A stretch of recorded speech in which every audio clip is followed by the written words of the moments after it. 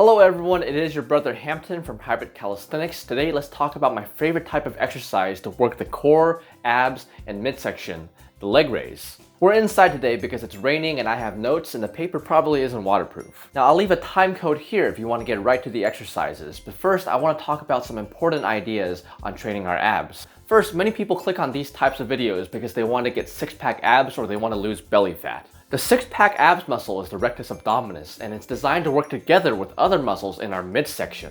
These muscles are designed to work together as a part of a chain, so we should train them together with large compound movements like the leg raise. Second, I know a lot of people do high repetition crunches or sit-ups to tone the stomach and reveal six-pack abs. This idea of spot reduction, like doing sit-ups to burn belly fat or doing push-ups to burn arm fat, is not possible as far as we know. We lose fat throughout the body with diet and exercise. Some people store more fat in their arms, their face, or their belly, but that's up to genetics. So while things like high repetition sit-ups will help you lose fat throughout the body because they're burning calories, they won't target burning your stomach fat. If you want to tone your stomach, what I recommend is building up muscle with a harder strength exercise like the hanging leg raise, and then dieting off the fat to reveal the definition. That's all you need to do. Now, as I've mentioned before, there are many kinds of leg raises, and I'll show you how to go from very easy to very hard. You find a version that you can do comfortably and safely, and you work it until you hit a preset goal of sets and reps. When you do, you move on to the next harder version, and you rinse and repeat. It's very simple. Now, a few tips for all leg raises. Inhale on your way down and exhale when you reach the top. This will contract your abs just a little bit more. Suck in your stomach while doing sets of leg raises by trying to bring your belly button closer to your spine. You can train this muscle, the transversus, separately, but you might as well do it during leg raises. For every exercise, I don't recommend eating beforehand, but especially with leg raises. This kind of distends the stomach and you don't feel comfortable doing it. Do every repetition slow and controlled. 2 seconds on the way up, 1 second hold, and 2 seconds on the way down. Momentum just makes you weaker.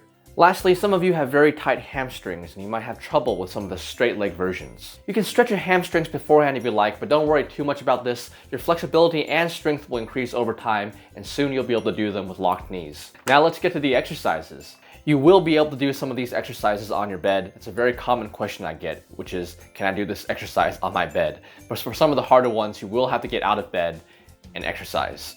The first is a knee tuck. It's a fairly gentle exercise that you can do on the edge of your bed or in a chair.